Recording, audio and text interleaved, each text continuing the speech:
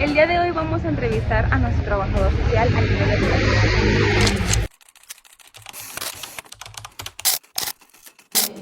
Muy buenas tardes. Buenas tardes. Mi nombre es Asaed Javier Sandoval Gutiérrez y yo tengo el grado de estudios de doctor.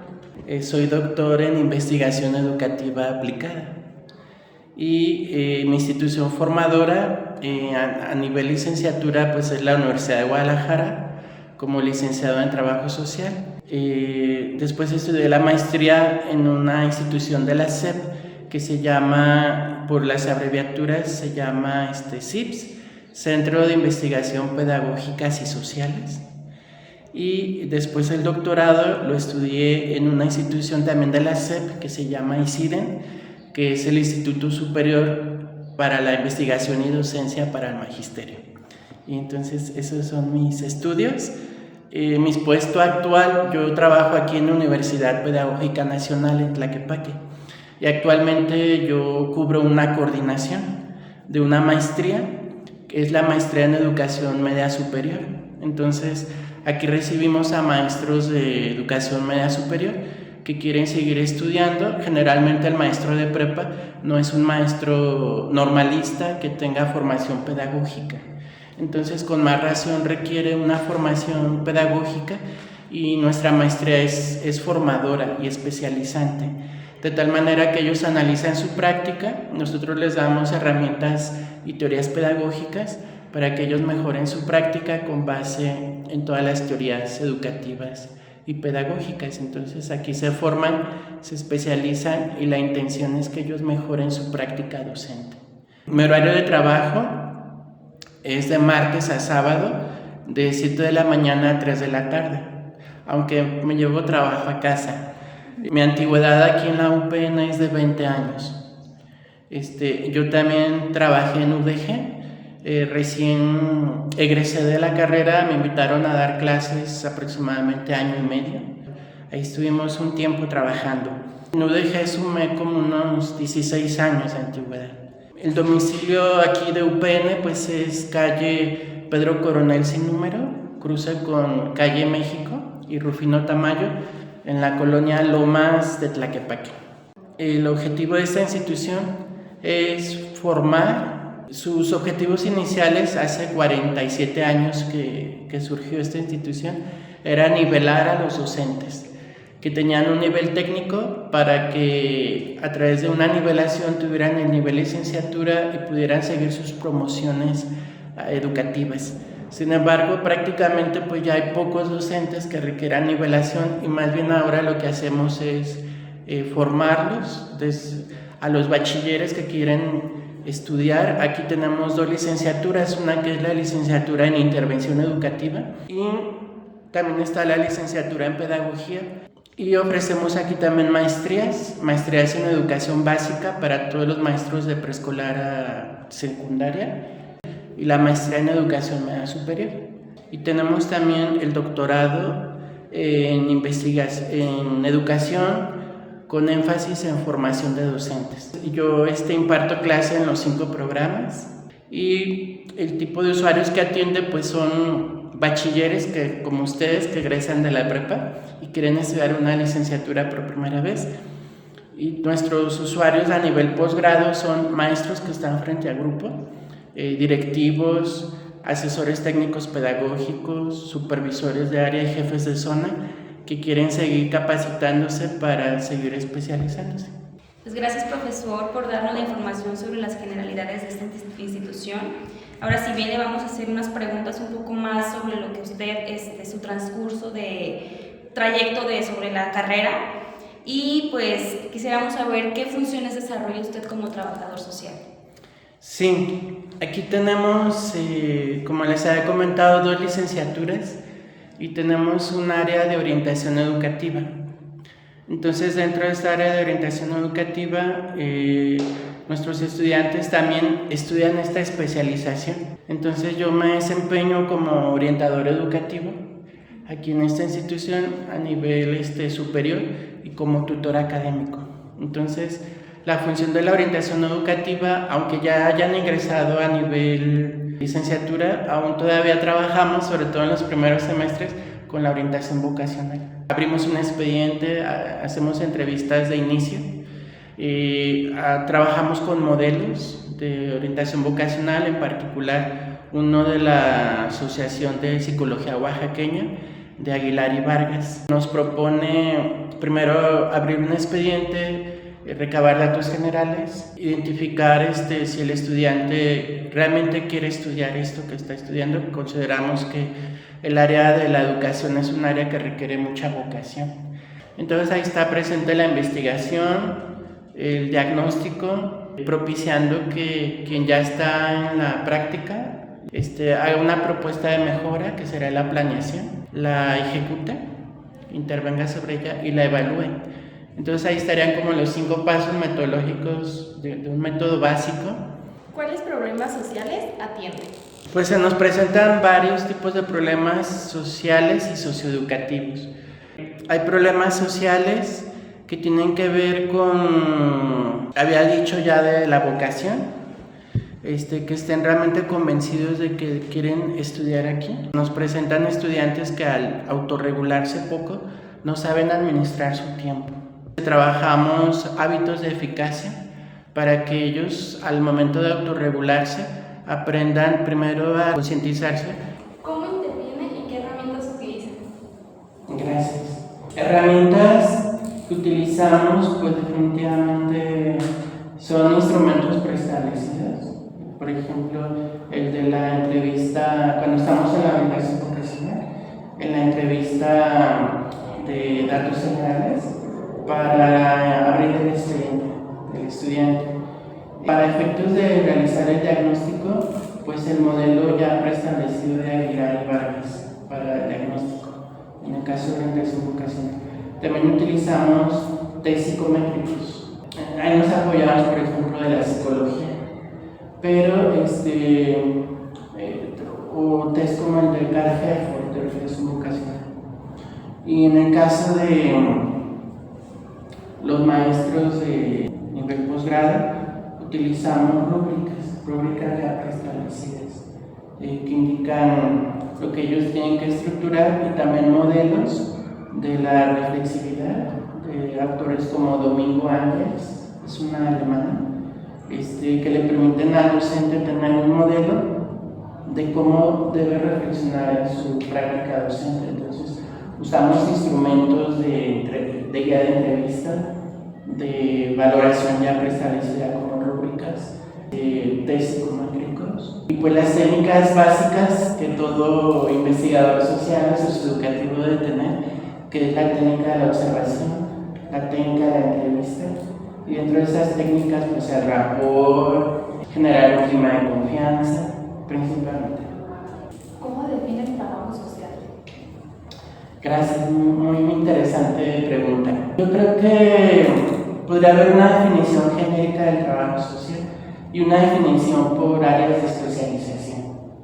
Pero desde mi perspectiva, el trabajo social tendría que definirse como la disciplina que se apoya de la ciencia, del método científico, para investigar, diagnosticar, planear, ejecutar y evaluar, con la finalidad de detectar problemáticas de una realidad y transformarla, ya sea en casos, en grupos o en comunidades, haciendo partícipes a estos de sus soluciones y ayudándolos a aprender a gestionar para que ellos mismos sean autogestivos de sus propias soluciones y herramientas, pero inicialmente con el apoyo del trabajador social. Entonces, por eso el trabajo social, desde mi perspectiva, también es una carrera con mucha vocación, que implica muchas capacidades de quien la estudia, porque generalmente si su sujeto de intervención es subjetivo, porque sus problemas son multifactoriales y porque dependemos de su voluntad, de su nivel de conciencia, de su capacidad de autogestión, de su voluntad. Entonces, por sí mismo, nuestro sujeto de intervención ya es subjetivo. Entonces, nosotras y nosotros tenemos que abordar con herramientas objetivas a ese ser subjetivo, De ahí la importancia que el trabajador social se dote del método científico y todas sus herramientas para desde el objetivo abordar a un ser subjetivo.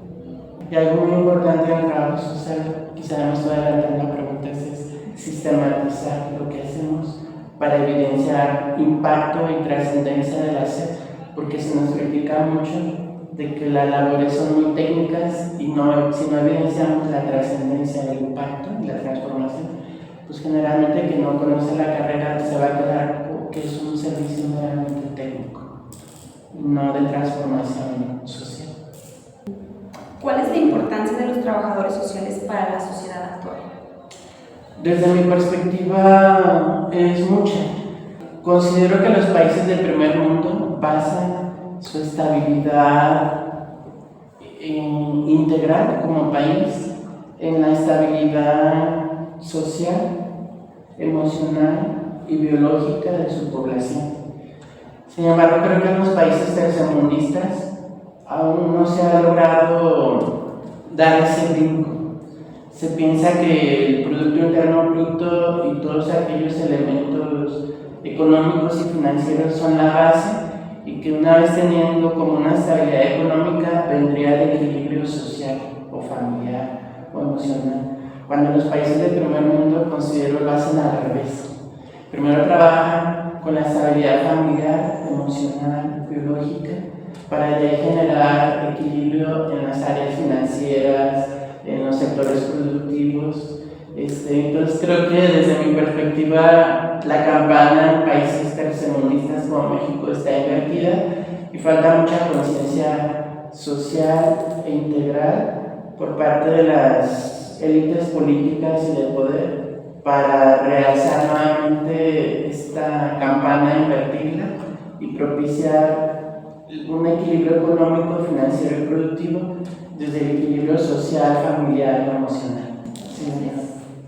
¿Qué valores y principios éticos utiliza en su labor como profesional? Gracias. El primer principio ético que utilizo es, primero los aplico para conmigo. Y siento yo que como formador de formadores, lo que yo propicie en mis estudiantes, ya sea a nivel doctoral o maestría o licenciatura, se puede multiplicar como error o como veracidad. Entonces, trato de, a través del ejemplo, propiciar saberes éticos y principios actitudinales. Mi primer labor es, cuando yo hago una planeación de los cursos que voy a impartir, es trabajar por competencia y aclarar muy bien de los tres saberes, el teórico, el práctico y el actitudinal, cuál es el saber actitudinal que yo planeo intencionar desarrollar en un curso. Pero trato de hacerlo dando primero el ejemplo. Y el primer ejemplo sería, yo hablo mucho de la eficacia. Entonces trabajo con los 7 hábitos de las personas altamente eficaces de Stephen R. Covey, que él habla de los 7 hábitos, lo pueden encontrar en internet, se me hace muy interesante. Y donde los primeros 3 hábitos son hábitos para lograr una independencia personal y que tiene que ver con el establecer objetivos desde un inicio, tiene que ver con el saber priorizar y poner primero lo primero, el saber administrar el tiempo, tiene que ver también con el ser proactivo, es decir, no culpar al entorno de lo que me pasa, sino yo asumir mi propia responsabilidad. Entonces, cuando llegamos a esos 3 hábitos, paso a otros 3 siguientes que tienen que ver con hábitos de interacción humana. Digo, con esos 3 primeros hábitos que te forjan tu carácter, ahora tienes que desarrollar otros 3 que tienen que ver con tener una actitud de abundancia pensando en ganar. Entonces yo tengo que interactuar con la otra persona partiendo de que hay para todos, pero si la otra persona tiene una mentalidad de escasez, pues yo por más que quiera no voy a poder convencerla. Entonces tengo que respetar la decisión del otro, respetar las diferencias. En estos hábitos de interacción, el estudiante tiene que aprender a sinergizar. Esto significa que tiene que plantear una propuesta mejor que la anterior, pero también tiene otro hábito que primero saber escuchar para aprender a comprender. porque parto del hecho de que no se puede, lo que no es compartido no puede ser comprendido, pero antes hay que tener esa habilidad de saber escuchar empáticamente para ponerme en el lugar del otro y poder comprenderlo. Y eso es muy complicado a veces con los egos, las arrogancias profesionales. Lo pasa mucho aquí en lo académico. Dicen, es que yo soy doctor, ¿verdad? Es que les cuesta más trabajo, miro de aquí para arriba, no sé, mire. Entonces, es algo que me cuesta mucho entre mis compañeros, que es una lucha de egos, de arrogancias. Yo pienso que el trabajador social, algo que debe caracterizarlo es tener humildad en el hacer, en el ser. Y ser humilde no significa dejarse humillar, sino que con el sustento de tus 3 primeros hábitos, tu carácter como persona, saber interactuar yendo en el mundo con una mentalidad de abundancia y gestionar con las personas para favorecer los procesos de visualizar un ganar.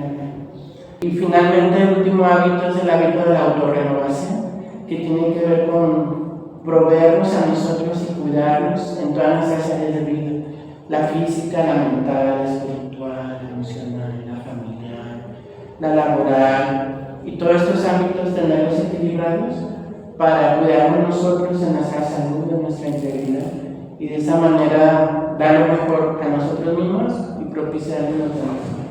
¿Considera que se reconoce al trabajador social de la parte de sus clientes y de los usuarios?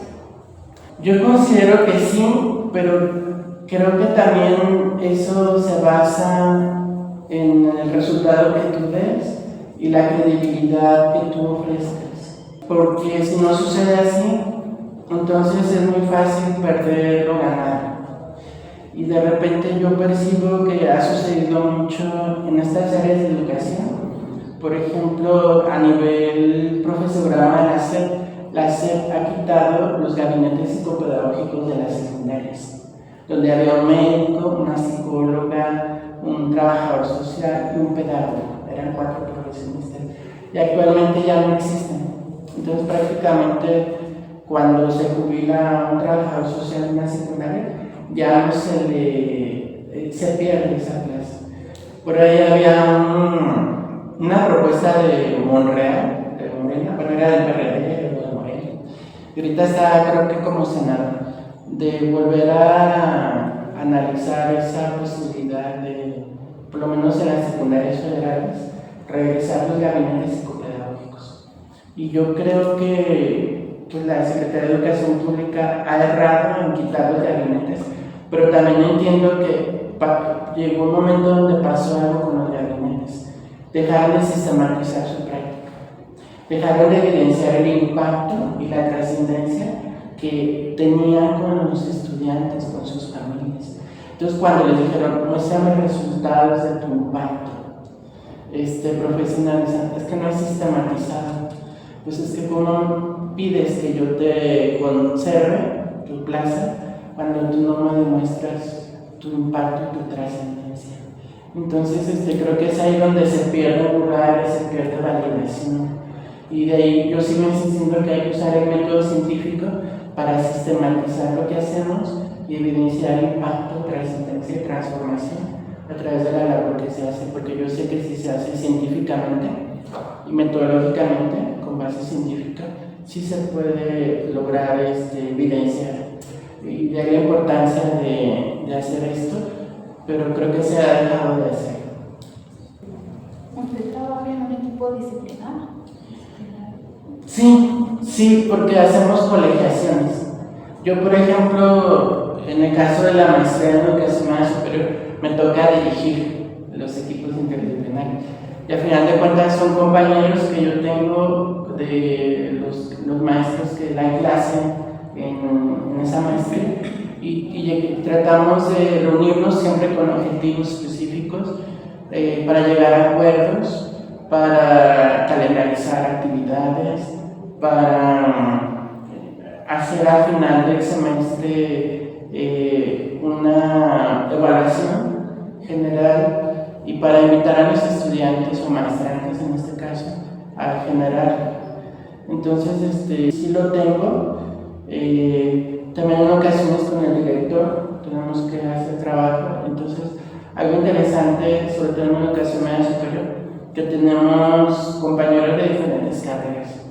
Entonces, de repente está el psicólogo, está el historiador, está el ingeniero en sistemas, un servidor yo como trabajador social, el director que es pedagogo. Entonces, sí tenemos que trabajar en función de objetivos comunes y metas muy concretas. Hay unas que son a corto, otras al mediano y otras a largo plazo.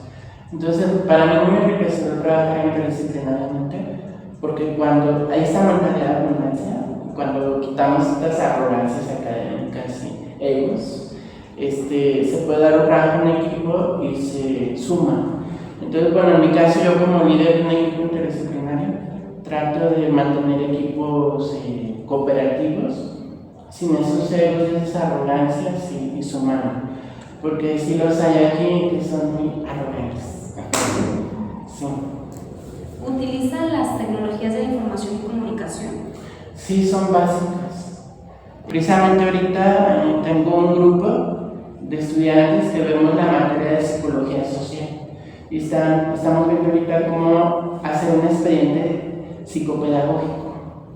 Entonces el expediente psicopedagógico tiene un área biológica, un área psicológica y un área social. Y ahorita en el área social estamos viendo cómo hacer un estudio sociofamiliar, donde tienen que hacer la visita domiciliaria. Estamos viendo el genograma para que sinteticen gráficamente la estructura familiar. También están aplicando un test de anamnesis, que es la historia biológica desde la concepción de cada sujeto, si fue uno deseado, si fue uno esperado, a los cuántos meses nació, para también identificar zonas de desarrollo biológico. Pero dentro de eso hay también unos instrumentos que ellos tienen que construir y estábamos precisamente viendo las opciones, si es en caso de encuestas, llevarlas a un Google Drive. Ellos dicen cómo hicieron su instrumento, pero en el caso de ustedes sé que es importante la entrevista, aplicarla. Y por eso ellos están aplicando con el estudio sociofamiliar, con la visita domiciliaria. Pero hay particularmente una encuesta que tiene que ver con un test que se llama del área pedagógica, ACRA, que tiene que ver con procesos de administración, codificación de la información. Entonces, en ese test son preguntas muy concretas, que puede ser a manera de cuestionario. Estábamos viendo la opción, de hecho ya lo hicieron los muchachos, de pasar todas esas preguntas a un cuestionario en Google Drive. Entonces, nada más nos genera un link y lo enviamos a las personas que deseamos que nos lo. Yo creo que ustedes han contestado muchos de estos test y ya nos arrojan la tabulación de preguntas cerradas en gráficos y de preguntas abiertas ya las respuestas, que también tienen que pasar por un proceso de tabulación manual, o utilizamos el Atlas TIC o el MathStudio para que se apoyen en la tabulación de preguntas abiertas a través de recurrencias. Entonces, si utilizamos las tecnologías, creo que el trabajador social, más que nada hoy en día, tiene que usarlas, hacer uso de la inteligencia artificial como apoyo, más no como suplir los análisis o los constructos. Y yo sí me he percatado de formas de cómo, por ejemplo, la IA puede apoyarnos a tabular datos más rápidamente derivados de una base de datos. Y nos ahorra mucho tiempo, no suple el diagnóstico ni el análisis de la información, meramente la tabulación y como la síntesis de los resultados y referencias. Y ya a uno le toca hacer ese análisis exhaustivo. Pero yo pienso que sí es importante, más hoy en día, por la masificación, que el trabajador social se allegue de herramientas que no lo suplan, sino que lo apoyen y él sí haga este análisis de diagnóstico, de propuesta, y más bien apoyarse para aspectos de tabulación, de síntesis, de evaluación, de graficación, de presentación de resultados, pero sí es básico. Sí. ¿Cuál es su opinión sobre las oportunidades de trabajo para los profesionales del trabajo social? Buena pregunta. Siendo realistas, siento que es muy importante que ustedes se tienen que especializar. Se tienen que especializar en una área y ser las mejores en esa área. Yo siempre he dicho que el que es el mejor en su área, después se pelea por ello. Por ejemplo, cuando yo entré a Jalisco, fue cuando me invitaron a trabajar aquí. Yo aquí ya llevo 20 años. Entonces, yo me salí de Jalisco y renuncié a mi plaza por venirme aquí. Dije, bueno, aquí tengo facilidad con más libertad, es un mejor sueldo, más proyección de futuro. Y por eso lo dejé. Luego, prácticamente estuve a punto de irme de aquí cuando estuve de tiempo completo, lo dejé. Y pues realmente yo sé que, espero no decir nada que no, pero muchos de los que compitieron en ese concurso de posición interna fueron mis maestros. Entonces, yo me seguí preparando, capacitando, tengo una carrera técnica de licenciaturas, una maestría, un doctorado, muchos diplomados, muchas cosas.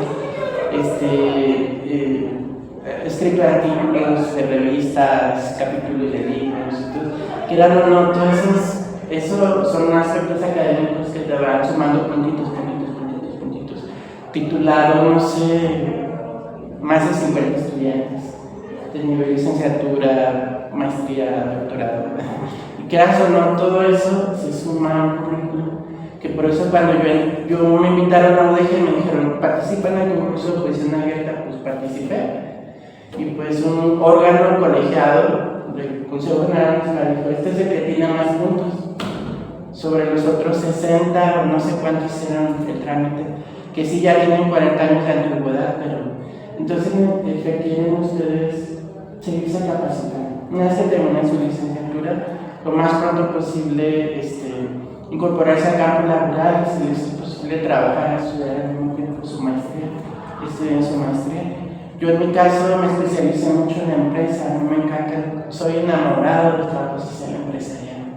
Cuando me invitaron a regresar a dar clases, que fue lo del concurso y todo, me mantuvieron mucho tiempo en trabajo social empresarial, que era mi campo. Yo me sentía como pez en el agua, me encantaba ir a las empresas, ver los procedimientos, detectar áreas de oportunidad, asesorar a los estudiantes. Y de repente, lo que pasó cuando se da el cambio de dirección, que me ubican como de otro grupo político, que realmente yo no era político, era académico. Entonces me empiezan a cambiar las AFES. Y de repente, te vas a la AFES jurídica, mi vida no había estado en jurídico. Y luego, te vas a la AFES educativa. Mi vida ha estado ya en procesos meramente educativos. No sé, en la primaria, no los desconocía, pero entonces ya me sacan de mi AFES, que era empresarial, y de repente era complicado encontrar espacios de práctica de un año para otro. Entonces otra vez te vas al jurídico en la tarde, tu horario es de 5 a 8:30 y pues todas las instancias a las 5 ya cerradas, las públicas de jurídico. Entonces sí me generó mucha presión, pero yo siempre he pensado y lo sigo sosteniendo, que toda trabajadora social que se especializa en una área, y es la mejor, lo que le va a sobrar es trabajo, ¿verdad? Dos de las áreas que han reducido públicamente los espacios es el área educativa, como les dije, se eliminaron estos gabinetes psicopedagógicos de secundaria y de primaria. Antes había también en primaria trabajo social, ahora ya no lo hay. Y en el sector salud sigue habiendo trabajo social, pero igual que las enfermeras ya no rebajaron a nivel técnico. Entonces ya se gana menos que lo que antes se ganaba y se considera que las funciones son meramente técnicas, no profesionales. Cuando yo pienso que el trabajo social en salud, la trabajadora social puede hacer muchos aspectos preventivos y trabajar en forma interdisciplinaria con los médicos y prevenir muchas situaciones que tienen que ver con la conciencia, la voluntad, los malos hábitos. que los médicos y las enfermeras no tienen tiempo para concientizar al paciente, pero que la trabajadora social sí debería tener. Entonces creo que, pero no se ha evidenciado cómo se impacta y se trasciende a través de la importancia de la sistematización. Pero lo que es el área empresarial está lleno, creo que es el área, desde mi perspectiva, más recurrente de chamba en las áreas de recursos humanos, selección de capacitación, lo que es capacitación mínima, lo que es análisis de puestos. Creo que es el área que más ámbito laboral les puede ofrecer. De ahí creo que vendría lo que es, yo soy un enamorado también del trabajo social gerontológico. Siento que es un área de oportunidad actualmente, la campana demográfica se invirtió, pero el gobierno no ha visto el potencial de que, más allá de darle al ancianito un apoyo económico, es también generar un proyecto de vida. Como esos 3,000 mensuales o 6,000 bimestrales puedes generarlo para favorecer un proyecto de vida con calidad. Entonces ha fallado, creo que, el modelo de apoyo al ancianito, pero hay muchas áreas privadas que sí abordan esta área gerontológica, pocas del gobierno, pero las hay exitosas. Está el trabajo social comunitario rural e indigenista, que por ejemplo yo me he percatado que actualmente todo lo que son los fraccionamientos, lo que les ha fallado es trabajar con la comunidad para que se generen de forma autogestiva y por siempre juntas de colonos organizadas, autogestivas. Entonces creo que hay mucho trabajo social comunitario para trabajar en los condominios, en los fraccionamientos que se van abriendo, para que se formen grupos organizados, gestores, y a través de la Junta de Colonos no se separen, se unan. Ese trabajo social jurídico creo que pues son áreas que siguen teniendo demanda, pero hay que saber exactamente dónde. Yo hace poco, no mucho, todavía estando en trabajo social, tuve trabajadoras sociales en la policía de Tlaquepaque. Y allá hay un área, COMIN, que se llama, donde la jefa del área de atención a policías y recursos humanos es una trabajadora social. Entonces, y tiene el puesto de jefatura, o sea, los policías se le cuadran, es la jefa. Entonces ya ven todos los problemas con policía, imagínense todas las contras que tiene. Es decir, tiene todas las obligaciones y todas las responsabilidades, y sobre él recaen también muchas injusticias y muchas desigualdades. Que si se lesionó, que si el IMSS no le dio un día más de incapacidad que necesitaba, que se la quieren descontar de su sueldo, pero tuvo que ir a atender a la esposa enferma, etc. Entonces, ella tiene esa función de hacer una investigación, hacer un diagnóstico, y aunque el IMSS no le dé un día más de prórroga, ella a través de su investigación y diagnóstico justifica la falta de policía, si es que realmente es como lo dice. Y así está el trabajo social, entonces, en la salud, el educativo, comunitario rural, el jurídico, el empresarial, el gerontológico. Creo que todos tienen un potencial, unos más que otros, uno más como podría ser en autoempleo y otros más desde lo institucional, otros desde la iniciativa privada. Pero creo que desde la iniciativa privada, el empresarial, el comunitario, podría ser de los más recurrentes para que ustedes puedan desempeñarse sin necesidad de depender del gobierno. Era el trabajo social asistencialista, que ese no lo trabaja tanto en la Universidad de Guadalajara, pero existe en todos los municipales y en Jalisco. O las fundaciones, también desde el sector privado, hay muchas fundaciones que el trabajador social tendría que ser el que liderara esos proyectos de las fundaciones. Carlos Slim, Salinas Pliego, Dulces de la Rosa, todas esas empresas socialmente constituidas tienen esa labor. Por ejemplo, en el sector empresarial hay empresas como la Cigatana, que actualmente es de Carlos Slim, las tequileras. Les conviene que sus empleados se jubilen ahí y les conviene invertir en capacitación, pero la capacitación para que la aproveche la empresa, porque a veces que se capacitan y los quiere jalar otra empresa. Mira, eres recurso que ya se invirtió, vente. Entonces, cuando son esos casos, a través de estudios socioeconómicos, por eso es importante estudio sociofamiliar, el estudio socioeconómico, que ustedes sepan hacer entrevistas a profundidad, hacer bien la entrevista domiciliaria, hacer la validación con terceros, el cotejo con triangulación de datos, toda esa información, analizar la dinámica sociofamiliar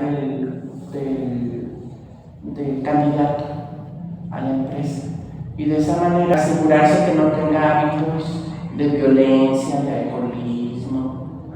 De repente sucede que es una empresa, por ejemplo, de muchos hombres y que todos trabajan en la producción y son puros hombres.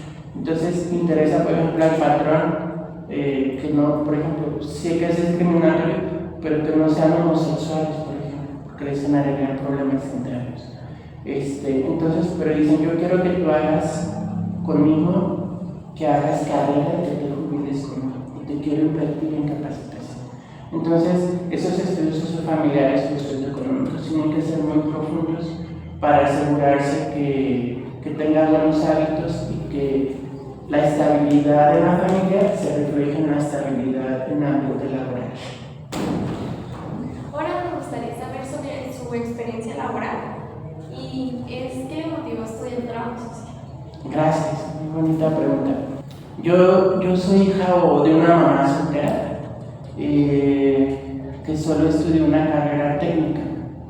Entonces yo ingresé a estudiar a un politécnico y ahí estudié una carrera como técnico profesional en informática allá en Belén. Y actualmente ese politécnico es parte, pues está ahí a un costado de la prepa 10. Y cuando estudié el politécnico me di cuenta que el ejercicio de la profesión no me gustaba. Es decir, yo estudié la programación de sistemas bajo sistemas de comandos en computadoras color magenta y bajo línea de comandos. Entonces usaba programas de lenguajes de programación de mediano nivel a pura línea de comando. Y usaba Pascal, C++, Delphi, FoxPro, Visual Basic. Entonces tenía que estar frente a un computador monocromático, color ámbar o magenta, 8 horas. Entonces creo que era bueno, pero lo que no me agradaba era no tener interacción con las personas, con una computadora. Entonces, cuando estaba en sexto en politécnico son 8 años, y en sexto dije, no, esto no me gusta, me quiero dar de baja, pero luego investigué que si me daba de baja tenía que regresarme a la prepa normal hasta el tercero. Dije, no, tampoco quiero perder, entonces ahora a fuerzas termino el politécnico. Y ya eso me sirvió como experiencia para decir, esto no me gusta, requiero apoyos. Y en la coordinación de estudiantes universitarios, que aún existe, que ustedes pueden hacer uso de ella, no le hacen promoción para que no haya muchos estudiantes. Había un servicio de orientación vocacional y ahí conocí a una psicóloga prestadora de servicio social. Y ya después me llamaron, oye, ¿tú te inscribiste para cuando se abriera el curso de orientación vocacional? Sí. ¿Todavía te interesa? Sí. ¿Quieres venir? Sí. Ven. Ahí va. Estaba en Escorza, que ahora es una tienda de León de Negros, puro deportivo de México. Escorza y otro Escotillo. Ahora creo que está en la calle Morelos, ahí donde está la Fragola, es Pedro Moreno, cruce con Enrique Arcelo Luna, 40 más abajo, creo que es Mariano Vázquez. Y bien escondidita, que no la vean los estudiantes para que no vayan a solicitar mi servicio. Pero y ya me salió que yo tenía actitudes para ser arquitecto, médico, trabajador social o enfermero. Y fui descartando, dije, económicamente en ese tiempo no había becas, ni una sola beca, ni de transporte, ni de nada. Fui descartando, arquitectura no, porque pues, tengo que chambear para apoyar a la economía de mi familia. Medicina no, porque me anclo mucho al dolor humano, no sé, dejaría de ser objetivo. Pero hoy como lo a los médicos digo, no, les falta eso, anclarse y comprometerse con el paciente. Luego me quedé con psicología, trabajo social y enfermería. Dije, enfermería, no, porque son puras mujeres. Yo no sabía la dinámica del trabajo social. Y luego empecé a analizar ya una guía de carreras que tenía la UDG, que actualmente la tiene, pero está en línea. Ustedes métanse, pongan la guía de carreras UDG y los va a direccionar por centros universitarios, está muy interesante. Y entonces,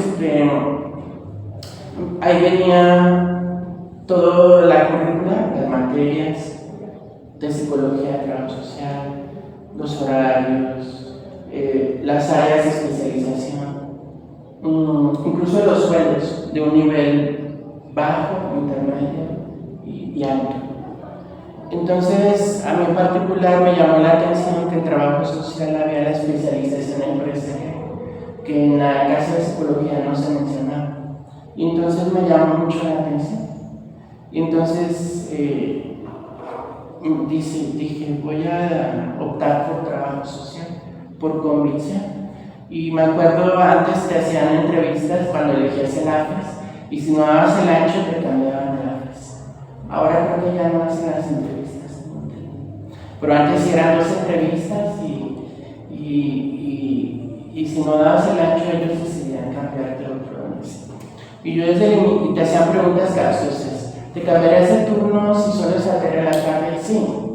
Si hubiera otro campo al que pudieras elegir, ¿cuál elegiría? Ninguno. Me voy de baja, si no me seleccionan en empresarial. Y así. Entonces, a mí me encantó el trabajo social empresarial. Trabajé en una empresa, se llamaba COE de México, daba capacitación en inglés a otras empresas. Por eso me salí al inicio de UDG, cuando me invitaron a dar clases, que estuve en UDG, y me salí porque quería empezar la carrera.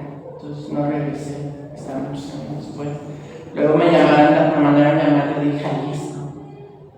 Para eso había entrado a hacer una maestría, porque me di cuenta que sí amaba la docencia educativa. Pues me especialicé en la empresa, sí ejercí en la empresa. Después me fui a Jalisco a lo asistencial. Me di cuenta que se involucra mucho la política y los intereses políticos y que me pedían todo de ayer para hoy y dije, yo no puedo estar en esta incongruencia. Luego me pedían diagnósticos del servicio a los usuarios y yo mostraba mi diagnóstico. Y me decían, oye, si es que esto está muy feo. Sí, pues es que es tu realidad. No es que cámbiale, maquízale, porque esto está muy rojo, hay que ponerlo color rosita.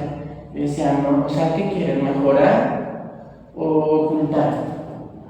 Decía, yo no voy a cambiar nada. No, lo cambias porque digo yo por mis calzones. Entonces, por eso me retiré de Jalisco. Dije, no, pues luego me decían, vas a crear un modelo de mejora. Lo creaba, no, quítate aquí. Entonces pasaba por 5 manos de las jefas. Yo decía, oigan, es que lo que yo presenté de diagnóstico, o sea, ya no está. Y lo que presenté de propuesta tampoco está. Y yo le decía, en lugar de modelo de intervención, le decía Frankenstein. Entonces, Frankenstein. Y por eso dije, con permiso, discúlpenme, yo trato de buscar la congruencia en mi vida y pues esto no me está dando congruencia. Y fue cuando me mandaron llamar aquí en UPenn. O sea, realmente a mí se me han presentado estas oportunidades. Y pues yo he aprovechado las mejores, la que considero para mi integración mejor. Luego ya trabajando aquí en UPenn, sí me tocaba hacer estudios socioeconómicos para becas. Inicialmente aquí empecé. Luego aquí ya fortalecí mi área pedagógica. Luego, cuando terminé la maestría, una maestra que daba cursos de capacitación a maestros de UDG me dijo, hacer 20. Entonces me invitó a empezar a capacitar a los maestros de UDG en un programa que se llama Picasa del sindicato. Entonces me mandaban a diferentes zonas de todo el estado, a la red Jalisco, a dar cursos de capacitación a maestros. Luego se vino la reforma de educación superior de prepas, del llamado Profordanes. Me invitaron a ser capacitador de un diplomado y certificador de los maestros de prepa, que no lograban la certificación, lo corrían de su trabajo. Entonces, pues fue una experiencia muy bonita. Luego, como me empezaron a mandar a los centros universitarios, a Derecho, a CUSE y a CUSEA, a capacitar a los maestros de las maestrías y los doctorados, decían, no, pues yo ocupo prepararme más porque ya ahora mis usuarios tienen nivel alto, pues yo lo hice más que nada por eso, no por eso. Sí, siempre he dicho, por ejemplo, que el doctorado no quita la tarea. Le digo así a mis muchachos que se les da. Entonces, me empecé a formar y capacitar para ser formador de formadores. Me especialicé en la empresa en procesos de reclutamiento y selección de personal. Me acuerdo que había días que podía entrevistar a profundidad a 60 candidatos en un solo día. Y 60 candidatos a hacer la selección de quién sí cubría el perfil y quién no. Entonces, eso te lo da la práctica. Por eso ahora mis muchachos, ahora de entrevístense. Y así, entonces, a mí me encantaba. Me encantó también el trabajo social comunitario, rural comunitario, porque me iba a Mezcala, Jalisco de la Asunción, al municipio de Poncitlán, a las comunidades indígenas, y ahí como voluntario trabajábamos los círculos del entonces INEA, que ahora es IEA, Instituto Estatal de Educación para los Adultos.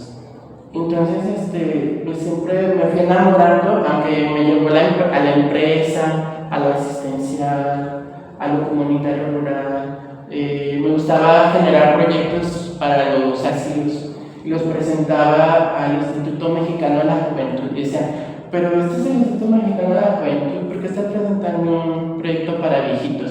No es que a nosotros los jóvenes nos tienen que forjar, generar un proyecto de vida para prepararnos a una mejor vejez. Y los viejitos que ya tenemos, aprovechar nuestra juventud para hacer como adoptar a un abuelito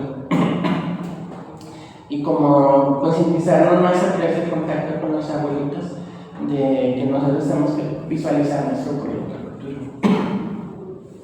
Entonces me tocó ir a la Cámara de Diputados allá en San Asa a presentar mi proyecto.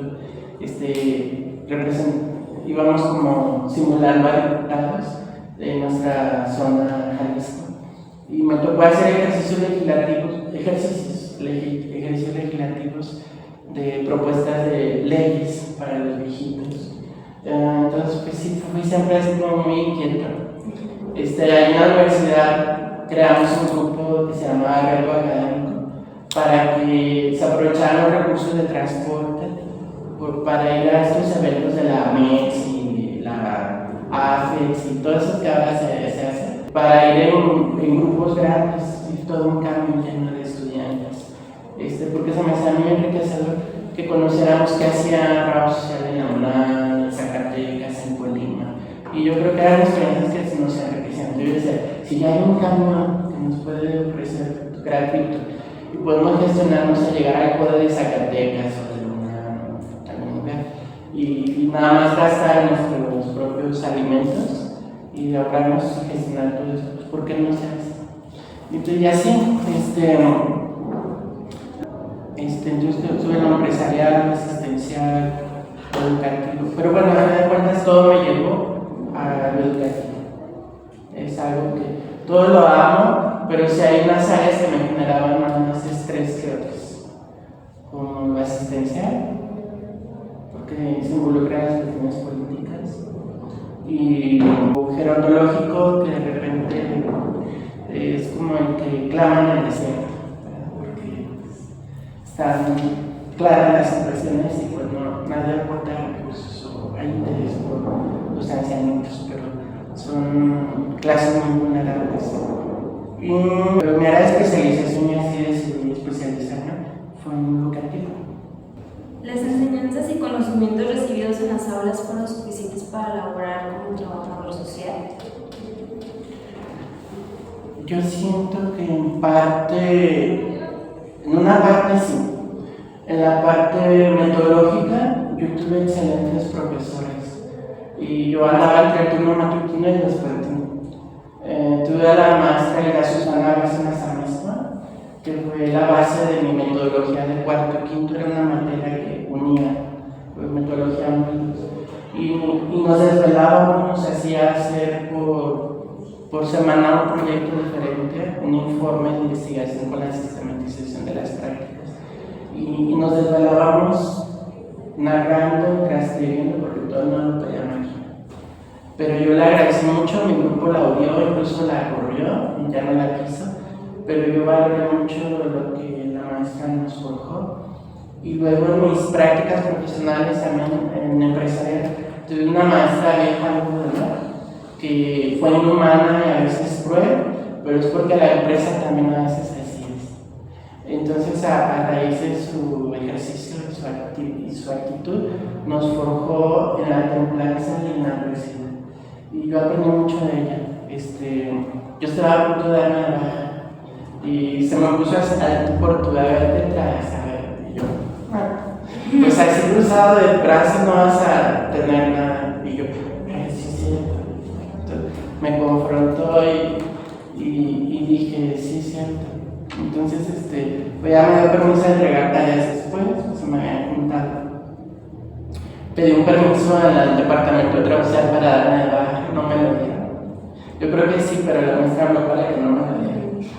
Entonces, yo al final agradecí mucho a la maestra y todo eso me sirvió como factor actitudinal, factor metodológico. Hubo algunas materias que pues no me ayudaron en la práctica, por ejemplo, tuve una optativa de técnica de la entrevista que hicimos todo menos una entrevista. Sí, tuvimos pura teoría, de hecho fue la materia donde más bajo promedio tuve 7. Quiero decirles que fui el tercer mejor promedio cuando salí de mi generación y sé que ese 7 influyó. Se me hizo injusto, pero así como la maestra, era una suplente de una maestra titular que estaba lesionada y por eso no asistió. Entonces yo no sé bajo qué criterio nos evaluó y demás, pero ya no volvimos a ver nunca a la maestra, entonces ni qué preguntar, no nos dio ya hasta que vi en mi casa la calificación la supe, nunca nos la dio personal, o sea, ni cómo reclamar. Pero sí, yo siento que tuve excelentes maestras de la vieja guardia que interactuaron con la doctora Irene Robledo García. Entonces, también venían de una formación rígida, dura, exigente, pero muy eficaz. Y eso a mí me sirvió mucho, la exigencia. Y siento que también tuve maestros muy buenos en sus áreas que los iba siguiendo, estuvieran en la mañana o en la tarde. Hubo un maestro que ya no está, que se llamaba Gilberto Martínez, que era un médico que daba todos los cursos de aspectos de socioemocional, que intervención en crisis, sexualidad humana. Entonces el maestro era muy práctico y nos lo hacía todo muy vivencial. Y tuve otra maestra que también se jubiló, Guadalupe Witz, que trabajaba la redacción, pero lo hacía de una manera también muy práctica y muy significativa para nosotros. Nos decía, van a dar una obra de teatro con buena dicción y con mala dicción. Entonces, cuando tenías que hablar con mala dicción, tenías que hacer consciente los horrores de ortografía, sin acentos, sin puntuación. Entonces, uno se hacía consciente de cómo se tenía que ser la adecuada redacción. Entonces, pero siento que en la práctica es cuando terminas por fortalecer todas tus competencias, si ocupas uno de la práctica. Si el maestro no lo forja, no se ocupa. ¿Qué otros conocimientos requirió para trabajar aquí? Conocimientos de pedagogía, conocimientos de didáctica, conocimientos de de redacción de textos académicos, habilidades de trabajo frente al grupo, habilidades de investigación con base científica y habilidades de planeación didáctica principalmente. ¿Qué satisfacciones le ha dado su trabajo? Muchas. Como les dije inicialmente, siento que desde la función que tengo puedo replicar errores o replicar virtudes. Entonces mi principal virtud es formar formadores que después pongan en práctica buenos hábitos de trato humano al usuario, de una planeación congruente y coherente, alineada, con base en indicadores para evaluar muy claros, concisos y concretos. Y principalmente mi mayor satisfacción es tratar de abonar a la sociedad un profesional que tenga también una ética, que la ponga en práctica. Para mí, pues, es muy bueno. ¿Cómo desarrolla su trabajo sin que afecte su vida personal? Muy buena pregunta. Voy a leer. Sí, creo que los profesionales como médicos, trabajadores sociales, maestros, psicólogos, de repente, si somos personas empáticas, pues el hecho de saber escuchar, poder comprender, también llega un momento donde nos puede saturar emocionalmente. Entonces, un medio para que no me afecte es tener un espacio de escape. Yo en lo particular hablo de una dinámica de cerrar telón, abrir telón. Si te diría trabajo sobre la agenda, entonces trato de dejar cada actividad en su colocación.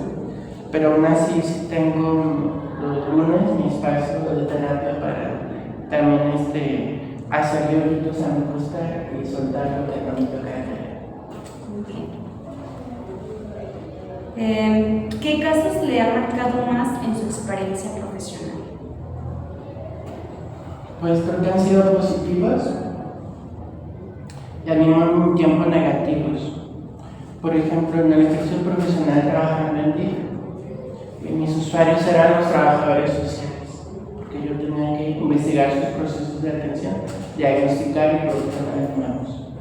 Pero en vacaciones yo me quedaba a atender casos. Mis usuarios no eran la gente con vulnerabilidad, pero en vacaciones ellos se iban y me pasaban casos urgentes, que había que completar el caso y yendo a su casa, dándoles algún recurso que faltó. Y cuando yo llegaba a las casas, me tocaba evidenciar que el diagnóstico que hacían mis compañeras, desde mi perspectiva, no era objetivo, porque era notorio que ya no habían ido a hacer la visita domiciliaria. Entonces les comenté algo muy breve. Por ejemplo, decía el diagnóstico: otorgar silla de ruedas a la persona porque perdió movilidad. Y ya llegaba a la casa, como era una zona de inundación, y cada cuarto tenía batiente de 1 metro. Y yo le decía, le decía al esposo de la señora: oiga señora, ¿para qué ocupa la silla de ruedas? Es que la ocupo pues para moverla del cuarto al baño, y del cuarto sacarla al patio, y del patio a la calle. Oiga, ¿cómo le voy a hacer con estos batientes de 1 metro? Porque se le inundaba la casa. Cada cuarto debía tener ese batiente. Pues no sé, no lo había pensado. Y yo, no. Entonces, oiga, ¿y por qué su esposa habla? No sé, es que no habla. Pero hablaba, sí. Ay, señora. Entonces la señora, pues totalmente, oiga señora, su esposa es diabética, sí. ¿Y qué le da desayunar? Pues su pan con su leche. No desayuna nada, ¿qué come? Pues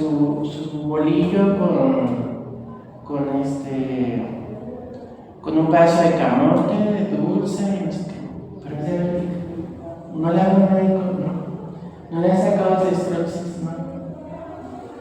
Pues ya con la destroxis, 600 de glucosa. Obviamente, la señora no va a hablar, trae un coma diabético. O sea, la prioridad no es una silla de ruedas, la prioridad es atenderla médicamente porque esa señora se está muriendo. O sea, entonces, si tenemos que hacer son. Entonces yo rehacía el diagnóstico y decía, pues es que la prioridad es esta, no sé, o sea, el origen del problema no es este, o sea, no lo solucionas en esa de ruedas. Y entonces, pues sí tenían un hijo, pero el hijo trabajaba y se desentendía de los papás, no tenía seguridad social, y muchas cosas. Entonces, lo prioritario era la atención a la señora, la atención médica. Entonces, de alguna manera evidenciaba el mal trabajo de mis compañeros. Entonces, eso también me generaba problemas sentidos, porque ya después me veía con el cerebro como, solamente me evidencia así, pues es que no podía omitir, estaba de por medio de la vida de una persona. Entonces era como características no muy favorables, cuando yo veía que no había compromiso, no había vocación, no había responsabilidad en el ejercicio de la profesión de otros compañeros. Y satisfacciones favorables, pues es, por ejemplo, en el ámbito empresarial, era el que menos me generaba estrés o tensiones, el ámbito empresarial, porque ahí es, dedicas tu concentración en lo que tienes que hacer y tu trabajo eficaz te va a dar un resultado eficiente, resultados favorables. Entonces, siempre era satisfactorio ver las propuestas de mis estudiantes y luego sus resultados, ¿verdad? Tenía una alumna, Vanessa, que trabajaba en una textilera. Inicialmente su receptor institucional era un trabajador social. Y también por el querer defender situaciones humanas, temas que la empresa lo corrieron. Entonces ella se quedó ahí y llegó una nueva jefa, que era la administradora de recursos humanos. Pero ella la dejaron, porque ya conocía el teje manual de la empresa. Y ellos se dan cuenta que traía gente de pueblo, que era la gente capacitada para coser y tejer cierto tipo de prendas. Entonces les otorgaban casas. Y muchos de ellos, algunos venían con esposa, con hijos, otros venían solos, pero tenían que cohabitar en casas comunes, donde tenían que administrar agua, luz, baño, víveres. Entonces tenía que haber un reglamento y hacerlo valer. Entonces quien hacía toda esa dinámica de concientizar, de hacer valer el reglamento, darlo a conocer, de evaluar el sentimiento, era ella. Entonces con la finalidad de que por si el trabajador le pagaba un poquito, pero la empresa trataba de apoyarlo con la casa, ¿no? Y ellos tenían que generar un ambiente cordial al interior de la casa para que también continuara cordial el trabajo y que de repente hubiera cordialidad y armonía. Entonces de repente empezó a haber situaciones anómalas que tras un proyecto que ya elaboró pues regresaron otra vez a la normalidad.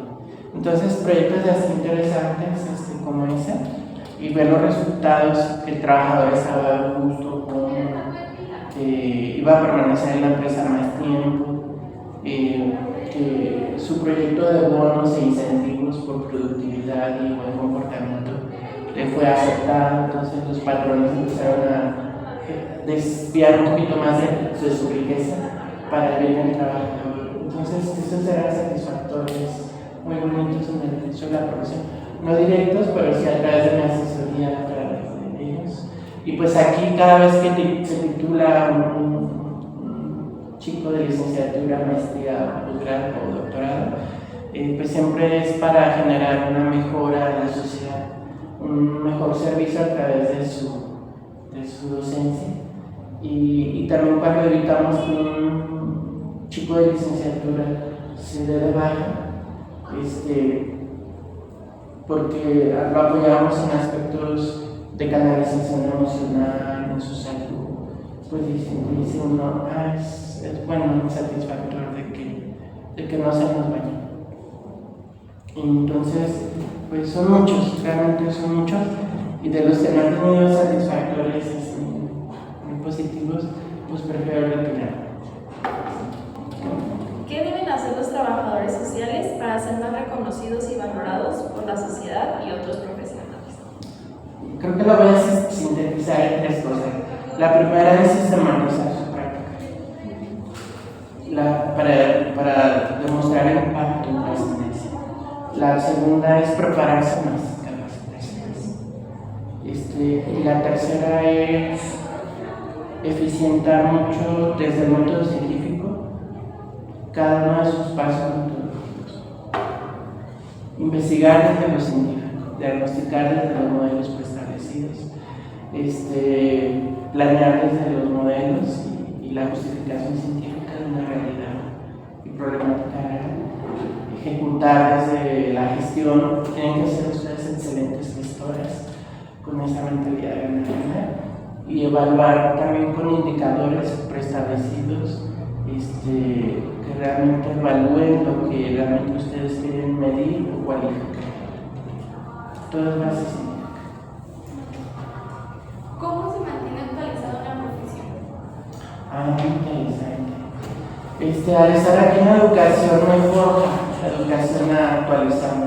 De hecho, actualmente estoy estudiando una licenciatura, o sea, después todavía se me ocurrió hacer una licenciatura que es la licenciatura en educación precisamente. Estoy haciendo ahorita por cuestiones, ya ven que entró la nueva reforma de la nueva escuela mexicana en la educación básica, pero también por cuestiones laborales, que en algún momento quiero ir a otro espacio, pero de alguna manera me estoy capacitando en adentrarme en toda la nueva reforma de educación de la nueva escuela mexicana y me está ayudando a pulir todo el conocimiento que ya tenía ahí integrado. Creo yo que la capacitación en trabajo social es básica e importantísima y es muy importante estar en interacción con trabajadores sociales de otros estados y de otras universidades. Es rico, es muy interesante y amplía la visión. Entonces, si ustedes por ahí ven, creo que hay un evento cada año de la AMEX, Asociación Mexicana de Escuelas de Trabajo Social, AMELEX, hay una asociación latinoamericana de trabajo social, eso está en otros países. Creo que la última fue en Panamá, hace como 3 meses. Y de la AMEX continuamente es en diferentes estados de la República. Entonces, se pueden informar, motivar a sus compañeros, a las maestras, gestionar recursos de transporte, todo qué mejor, yo sí se lo recomiendo. ¿Qué más? En su opinión, ¿cuáles son las cualidades, habilidades y conocimientos que debe tener un trabajador social? Cualidades, habilidades y conocimientos. Cualidades, tienen que tener una empatía por el otro como persona. La vocación de disfrutar el servicio al prójimo, pero con una actitud científica, es decir, no solo por vocación o por deseo, sino desde principios metodológicos y científicos, como les dije, para objetivar al sujeto subjetivo. Alguna ocasión haciendo mis prácticas, más bien mi servicio social, no va a ser largo. Estaba precisamente en un servicio social que le llamaban brigadas interdisciplinares. Entonces convivíamos con ingenieros, con contadores públicos y trabajadores sociales, psicólogos y médicos y enfermeros. Entonces, en una ocasión, estando en Huentitán en Alto, un compañero contador conoció a un político del Ayuntamiento de Guadalajara, que el político le prometió cosas, pero lo dejó como el sol de la nada. A todos les dijo que sí, pero no les dijo cuándo. Y llegó a una vecindad donde nosotros estábamos trabajando como trabajadores sociales, donde había problemáticas sociales de drogadicción, alcoholismo y prostitución, o sea, cuestiones fuertes. y vivían ahí niños. Y estaba a un costado de una iglesia. Entonces nosotros estábamos haciendo nuestra investigación diagnóstico para llegar a una justificación de un proyecto. Todavía no lo terminamos y el muchacho se le ocurrió citar a la población de esta zona y les empezó a prometer pintura, cemento, por lo que le dijo el político. Y el político pues ya no llegó al lugar donde iba a llegar, ya no tenía el recurso y mi compañero nunca les dio nada. Ya después la comunidad iba a preguntarnos, Manuel, ¿si va a llegar la pintura, el cemento? Y el compañero obviamente pues se cambió de brigada, no se fue con el problema. Entonces nosotros ya no pudimos colaborar con la comunidad, porque habíamos perdido credibilidad como brigada. Entonces yo a partir de ese momento dije, no hay peor cosa que tener un inepto con iniciativa. ¿Y a qué me refiero con esto? Que nosotros como trabajadores sociales debemos de ser siempre conscientes de actuar con capacidad y con el método científico en la mano. Entonces, cualidades, aptitudes, es desarrollar la técnica de la entrevista profunda máxima. La entrevista dinámica es muy importante para el trabajador social y a profundidad. O sea, tener la técnica de observación muy desarrollada, porque muchas veces se dice más a través del lenguaje no verbal que del lenguaje verbal. También tenemos que tener esa capacidad de concreción, esa capacidad de síntesis, de narrativa de lo que acontece de manera concreta, de redacción y esa capacidad de estructura, una estructura lógica que permita identificar entre lo importante y urgente para delimitar necesidades prioritarias o propias. Creo que, pero lo humano nunca dejarlo, o sea, y ser humano no significa dejarse no pisotear, sino comprometerse en el bien del otro, pero empezando por mi propio bien, sin quitarme a mí mi propio bien, y no ser egoísta, sino que solo puedo dar lo que tengo, primero debo propiciarlo en mí para después poder ofrecer al otro. ¿Qué más? Y para terminar, ¿qué mensaje le gustaría dejar a las futuras generaciones en el trabajo social? Sí, que es una carrera hermosa de vocación, de convicción, que implica mucho tener iniciativa, gestionar algo porque le estoy hablando que yo di clases en trabajo social hace 22 años y el último semestre que lo di fue hace como 7 años. Entonces de hace 20 o 22 años a hace 7 años, yo sí he visto un cambio en las generaciones. Que los jóvenes ahora, lo veo aquí en la universidad, los jóvenes ahora buscan todo con el menor esfuerzo. O sea, quiero todo haciendo poco o nada. O sea, me merezco todo. Buscan como lo like. Entonces, la realidad es que el trabajador social debe estar siempre con una visión de un vínculo esfuerzo-logro. Lo que logro es en la medida de lo que me esfuerzo, y más siendo una carrera de tipo social, de tipo cualitativa, que muchas veces la sociedad, como les decía anteriormente, desde mi perspectiva, por las características de un país tercermundista, no visualiza que su equilibrio económico debe partir de un equilibrio social. Entonces, con más razón, se tienen que seguir capacitando, preparando, utilizar el método científico para objetivar los objetivos y allegarse de modelos para el diagnóstico, para la planeación, del método científico para la investigación y de desarrollar técnicas para el abordaje con las personas, saber establecer un buen rapport, una buena entrevista, una buena observación, saber construir instrumentos validados y confiables de investigación, desarrollar técnicas grupales, saber cómo gestionar. A mí me encanta ver este programa de Shark Tanks, porque me gusta mucho ver en la práctica esta actitud de la gestión, ¿verdad? Yo te doy, tú me das, ¿qué vamos a hacer juntos? ¿Verdad? Entonces decía Elías Elú, el yerno de señor de Telmex, dice, si en la negociación que tú vas a emprender algo te inquieta, no te sientes cómodo, ten por seguro que no es una buena negociación. Entonces mejor retírate, ¿verdad? Entonces deben estar ambas partes en sintonía, a gusto.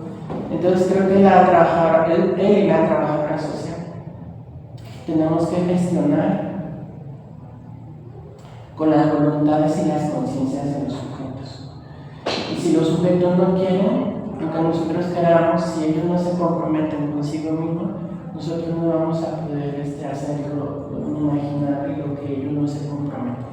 Entonces, si ellos no comienzan consigo mismos, pues nosotros tampoco podemos forzarlos, y lo mejor es retirarnos. Y eso es muy triste. Estando en Huentitán, yo veía, íbamos con personas que había una ancianita que ocupaba el servicio médico y yo acompañaba a la trabajadora social. Veíamos cómo podemos ayudar a sus nietas adolescentes, pero después descubrimos que la mamá las prostituía a 3 niñas, una de 10, otra de 12 y otra que ya tenía 15. Entonces decidimos dejar de asistir y que mejor una de las niñas fuera a la brigada, porque vimos que era un barril sin conciencia y por más que nosotros intentáramos hacer, no iban a cambiar ellos su realidad. Y ya era una situación muy crítica. Entonces, nos daba mucho pesar. Era una situación que la misma mamá nos ocultaba, pero nos empezamos a percatar de que cuando llegábamos por una puerta de atrás salían personas mayores que no eran interesadas. Y ya después yo pasando iba a correr allá a la barranca y las veía ahí sobre la banqueta con las mamás prostituyentes. Eran niñas, entonces tenían derechos y la mamá tenía un lema: mientras sea para tragar, todos bailan. Y con ese lema motivaba a las niñas a prostituirse. Entonces, por eso decía que la parte asistencial y demás a mí me genera mucha tristeza y mucho conflicto interno, porque si por mí fuera, luego, no sé, me siento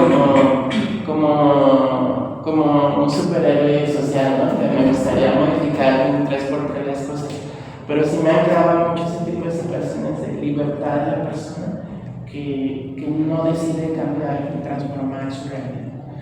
Entonces, ¿qué hacer? Que la persona es libre, más responsable.